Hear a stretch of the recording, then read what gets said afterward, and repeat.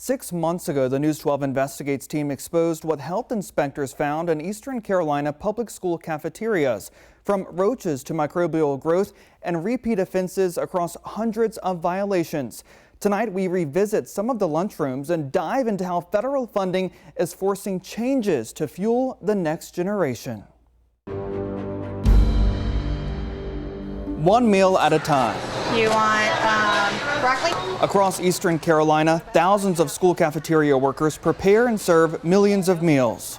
It is at the heart of what they do. And the focus of an annual food safety training is put on by nutrition consultant Katrina Perry. She helps to oversee the USDA school breakfast and lunch program across the state. We work together closely to, identify potential issues that, maybe they're seeing in schools and help, provide more targeted training in those issues.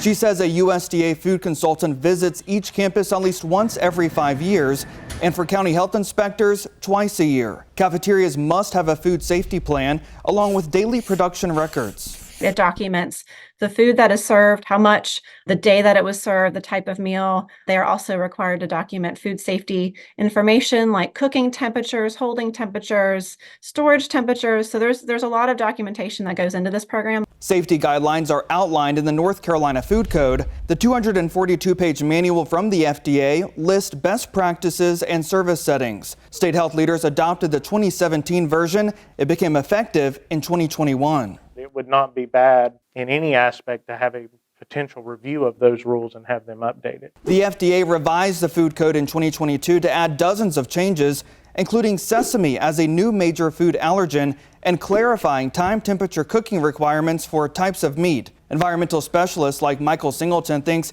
it's time for state leaders to review the current guidelines. As times change, looking for more enforcement and more hazards is never a bad idea.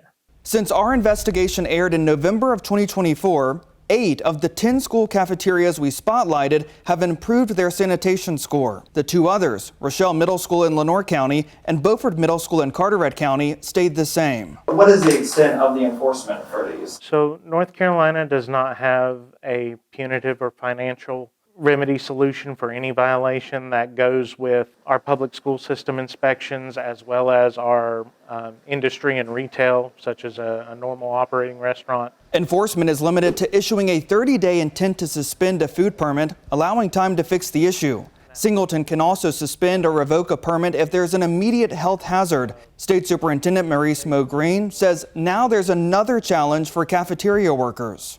We need those dollars to continue. The USDA cut $660 million for the Local Food for Schools Cooperative Agreement program, which pays for fresh products from area farmers. The impact felt from coast to coast after the program was suspended in March. Craven County Schools officials say they've put $70,000 to use. That's money back into the Eastern Carolina economy. The same for Pitt County, where leaders say $89,000 was granted until it expired. Now, the resources that come to our state, we need those to continue, because you're talking about well over $1 billion annually that goes to support our students, including exceptional children, students that attend high poverty schools. Dollars to also help keep the fast-paced, high-turnover environment running smoothly. The reason we're in this field and the reason that we serve these meals on a daily basis, despite all the challenges that are faced, is because, at the end of the day, every kid deserves a healthy, nutritious meal. A state health official tells me the current law does not give the authority to update the food code. Meantime, while Congress works to come to an agreement on the federal budget, some school district leaders across our state are considering raising meal prices by just a few cents to cover the higher cost of food and labor.